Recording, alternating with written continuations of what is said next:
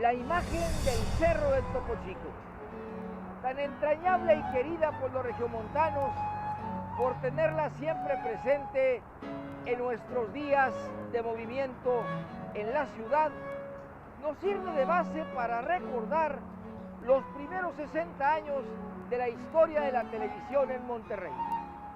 Este cerro, entre los municipios de Monterrey, San Nicolás y Escobedo, fue el lugar donde se transmitieron las primeras imágenes del Canal 10 de Monterrey, XHX.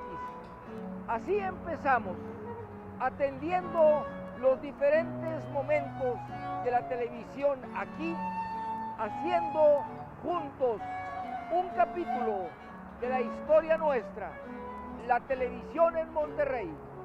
Imágenes que entran y que están presentes en el libro de Nuevo León.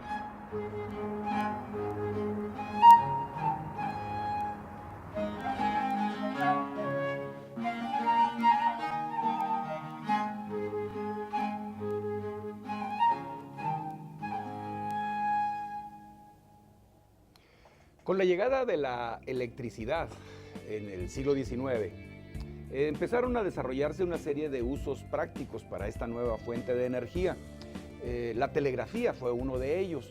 Curiosamente, los científicos empezaron a buscar otras aplicaciones para estos campos electromagnéticos.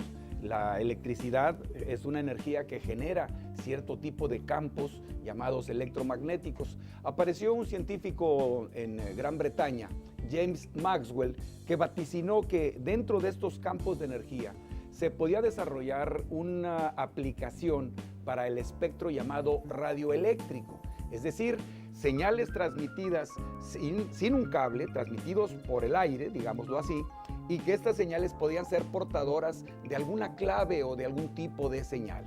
El desarrollo tecnológico en esa época no permitió la aplicación práctica de esa teoría, pero luego vino el científico alemán Enrique Hertz, y él sí logró demostrar la existencia y la aplicación práctica de esas ondas que hoy conocemos como ondas hertzianas, en honor a este científico Enrique Hertz. Fue este descubrimiento lo que permitió a Guillermo Marconi el desarrollo de la telegrafía inalámbrica, es decir, ya no se utilizó el cable de cobre para transmitir los impulsos eléctricos, sino el espectro radioeléctrico para transmitir estas señales que se convirtieron en el largo plazo o en el mediano plazo en la radio que nosotros conocemos. Es conocido el hecho de que cuando se hundió el barco Titanic, cerca de Terranova, el 12 de abril de 1912, el operador lanzó una señal de auxilio, porque ya el Titanic llevaba un operador de radiotelegrafía. Esa señal llegó cerca de Nueva York y un operador muy importante de nombre David Sarnoff fue el que recibió la señal y la retransmitió al Carpathia. Este señor David Sarnoff llegó después a ser el presidente de la RCA, la Radio Corporación de América, una industria que nació en la visión de este joven operador de radiotelegrafía en aquellos años. La radio, desde luego, a México llegó muy temprano. Uno de los primeros desarrolladores, uno de los primeros fue Constantino de Tárnava, pero también hubo otros intentos muy interesantes a lo largo y ancho de la República, de tal manera que para 1930 la radio mexicana ya había logrado lo que no se había logrado por medios físicos, es decir, las carreteras o ríos, la integración total del país. Y apenas 20 años después, la televisión también se consolida con la carga en esa señal electromagnética, ya no nada más de la señal del sonido, de la señal de audio, sino también de la señal de video, la señal de imagen. Y Monterrey fue la segunda ciudad en el país entero que contó con esta señal de televisión a partir de 1952. Pero de esto vamos a platicar enseguida. La primera transmisión de televisión en el país se realizó el 1 de septiembre de 1950 en lo alto del antiguo edificio de la Lotería Nacional en la Ciudad de México. Se captaba entonces el cuarto informe de gobierno del presidente Miguel Alemán Valdés. Se iniciaba así la transmisión de imágenes a través de receptores que cubrirían todo el país y que entrarían a los hogares mexicanos a toda hora. Este invento de la televisión, que era novedoso para ese entonces, lo debíamos en gran parte a las investigaciones de Guillermo González Camarena, que finalmente patentó la forma de transmitir la televisión a color y que es registrado universalmente como uno de sus principales creadores. Aquí en Monterrey, el 2 de enero de 1952, a través de un complicado sistema, un generador de poca potencia conectado a una red de microondas permitió que ya en Monterrey se vieran las primeras imágenes. Pero el primer canal de televisión ya formalmente constituido fue el de XHX Televisión Canal 10, que desde el Cerro del Topo Chico, que hemos recordado ya en este programa, emitía las ondas y las imágenes suficientes para tener una programación de 5 horas diarias, de las 5 de la tarde a las 10 de la noche. Eran programas que se realizaban en la Ciudad de México, pero que empezaban a entrar a los hogares regiomontanos desde una pelea de box hasta el estudio rally de Paco Malgesto, con la presencia de Pedro Vargas y el Chino Herrera. Personajes de otro tiempo que alegraron mucho a nuestros abuelos y a nuestros padres y que nos dieron la tradición de ver la televisión en la casa por la noche. De pesos y de centavos, ya lo sé. Yo soy medio. ¿Sí? Medio agarrado, por eso no me pagan.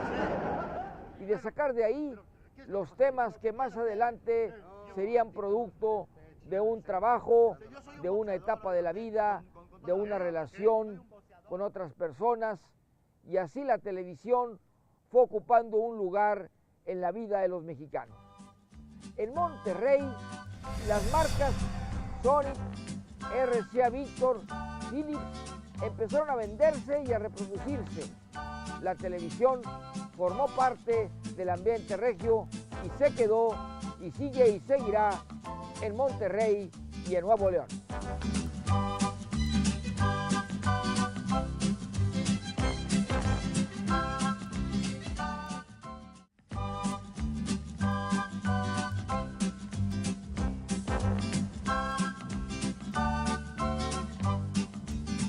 El 31 de julio de 1958 se llevó a cabo el famoso maratón que dio inicio al Canal 3 de Monterrey. Con los recursos reunidos en ese evento se construyó la Cruz Roja de Monterrey, el edificio que conocemos sobre la Avenida Universidad. Fue todo un acontecimiento.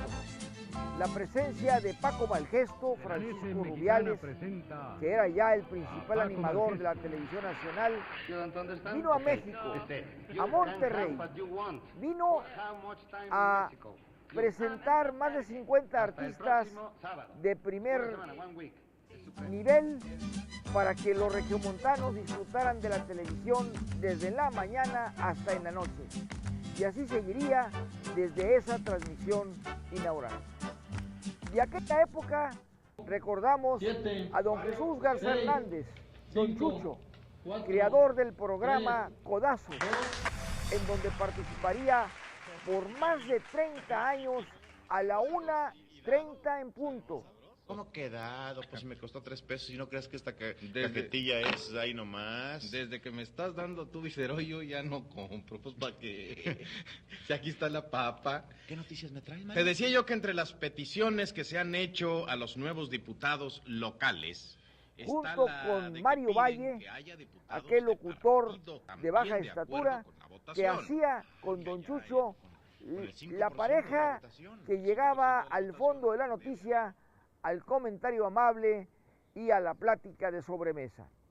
Acompañó la comida de los regiomontanos por muchos años y puso de manifiesto la forma tan especial en que en Monterrey se hacía televisión. Desde muy temprano en la mañana en las noticias hasta los payasos como Canelita y más tarde Pipo, que estaban presentes en los hogares de los regiomontanos. Televicentro de Monterrey estaba ubicado, como ahora, en Privada Alameda y Espinosa, y concentraba la atención de quienes los fines de semana, desde la Alameda o desde el centro de Pino Suárez y Cuauhtémoc, ya ampliados por los años 60, iban a un programa de televisión de concurso o innovador o inédito, como aquel de Reina por un Día, en donde animadores como Neftalí López Páez quedaron anotados en la historia y en las vidas de muchos regiomontanos. La televisión entraba así como parte de todos los días de nuestra gente y también demostraba ese carácter innovador muy propio de mucho esfuerzo, trabajo e inteligencia que siempre le dimos los regiomontanos. Y tus ansias y tus sueños. Nuestra ciudad siempre tuvo una gran tradición radiofónica. Cuando ya para inicios de los 50 en la Ciudad de México inicia lo que es la era de la televisión con el cuarto informe de gobierno del presidente alemán, en Monterrey ya la radio era una industria perfectamente consolidada. Así que cuando 2 años después, don Mario Quintanilla decide iniciar las transmisiones de televisión, pues había personal, había locutores, productores de contenidos, etcétera, que podían asumir esa responsabilidad. Pero curiosamente, y las crónicas de esa época así lo consignan, el público era escéptico. Unos años después empieza sus transmisiones Televisión Independiente de México. Por supuesto que este es un paso muy rápido en la visión de cómo fueron dándose las cosas en aquellos tiempos. Por ejemplo, no podemos pasar sin recordar los maratones de la Cruz Roja que se hacían en cada aniversario del Canal 3 de Monterrey. Pero así muy pronto, cuando Telesistema Mexicano en la Ciudad de México ya está consolidada, surge Televisión Independiente de México con el Canal 6, XET, Televisión Canal 6, con sus estudios en la calle de Jiménez Norte.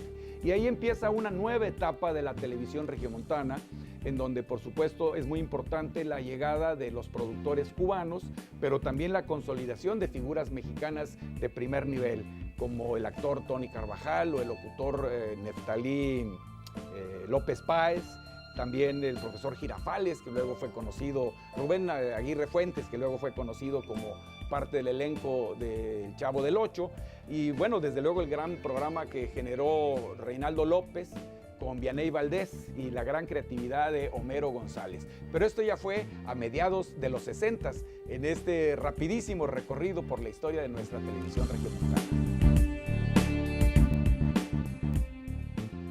Tan entrañable ha sido la televisión para los regiomontanos que difícilmente nos podamos olvidar de personajes como Rómulo Lozano, Cascarita, Esperancita Berrones, que todos los días, entre la 1:30 y las 3 de la tarde, formaban parte del escenario de la trama en casa, de recibir a los hijos a la escuela y recordar qué hacer por la tarde.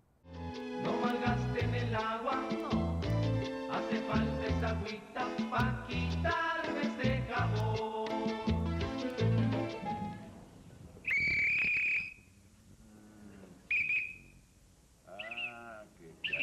¿Qué cosa traes conmigo? Nombre del chico, ¿Qué hace? ¿Qué hace? ¿Cómo Andrés? ¿Qué hace? ¿Qué hace? ¿Qué hace? El encuentro estaba frente a la televisión.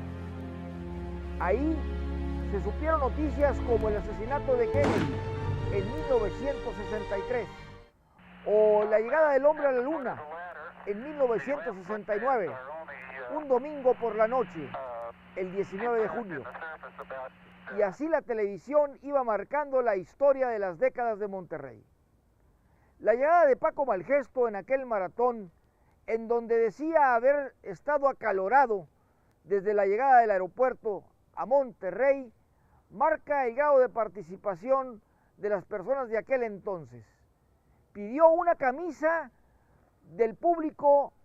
En los primeros 10 minutos se recibieron 62 llamadas y se entregaron 62 camisas que formaron parte después de aquel gran cheque o aportación que haría la televisión de Monterrey para construir el edificio de la Cruz Roja. Así entonces, la televisión llegó para quedarse.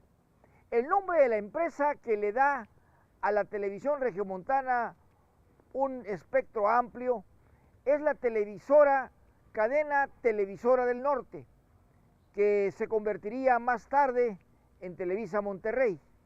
Pero de ahí, el año siguiente, en 1960, nacería Televisión Independiente de México, XCT Televisión Canal 6, que duraría más de 10 años al aire, con producción propia, transmitiendo desde la calle Jiménez entre Treviño y Arteaga, muy cerca de la calzada Madero, del ambiente de teatros y cines de Monterrey. Ahí también se escribe otra etapa, otros nombres y otros recuerdos que están escritos en el libro de Nuevo León.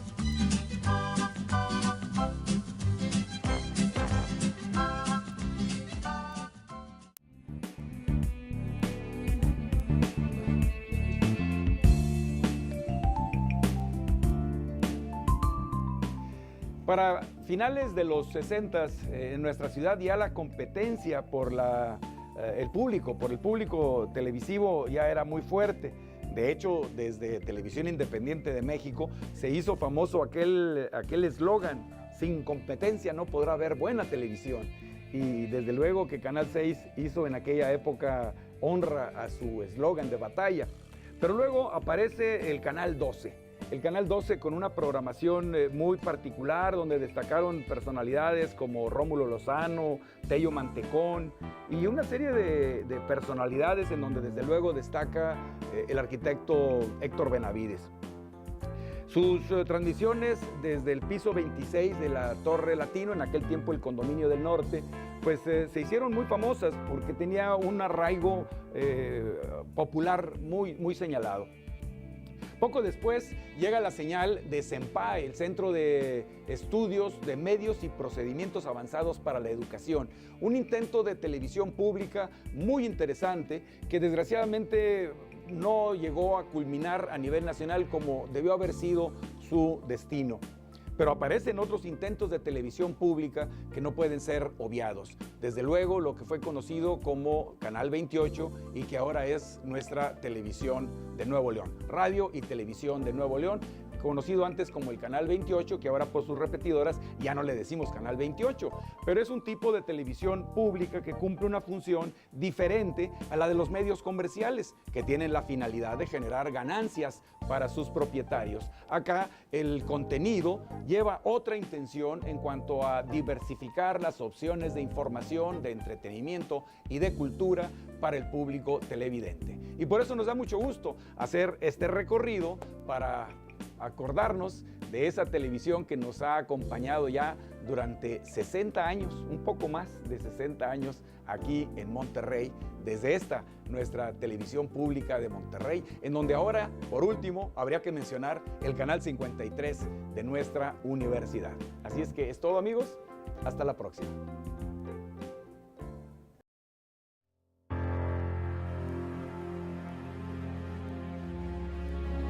Al finalizar la década de los años 60, Monterrey tenía ya más de 650,000 habitantes. Había dejado atrás el 500,000 y seguía creciendo. No era fácil pensar que esto se iba a multiplicar muy rápido, porque seguían llegando de las diferentes partes del país estudiantes, trabajadores, familias completas. A nivel nacional había solo 2 cadenas de televisión. La que representaba Televisa, o en aquel entonces Telesistema Mexicano, y una nueva cadena, Telecadena Nacional, que ocupaba el espacio de la antigua TIM, que se había formado aquí en Monterrey, pero que había impulsado el director de cine Manuel Barbachano Ponce. Había iniciado primero en México con el Canal 13 del Distrito Federal y con el Canal 3 de Puebla. Y empezaba aquí con un nuevo canal, el Canal 12, que escogió como sede para sus transmisiones el piso 27 del Condominio del Norte, de lo que hoy conocemos como la Torre del Condominio o Edificio Latino. Así, en el punto más alto de Monterrey, surgía el tercer canal, que sumado a los dos que tenía ya Televisa Monterrey, daba pie a 4 canales de televisión, 2, 6, 10 que venía de México y el 12, cuarto canal regiomontano de nuestro estado. Desde este edificio se transmitieron muchas horas de televisión. Aquí surgió el programa La Ciudad, que se transmitía a la 1 de la tarde con la dirección del arquitecto Héctor Benavides y Liliana Gutiérrez, primer noticiarista de esa estación de televisión, que seguirían después con muchos otros programas. Aquí surgió Cepillín, Ricardo González, aquel payasito que antes de ir a México llenó los hogares regiomontanos, sobre todo en los días de sábado y domingo. La voz de Joaquín Iglesias Romero o de Ramiro Marroquín Morales hacían realmente historia en la televisión en Monterrey. Así empezaba la década de los años 70 con 4 canales de televisión, 3 de ellos hechos desde la mañana hasta la noche aquí en Monterrey.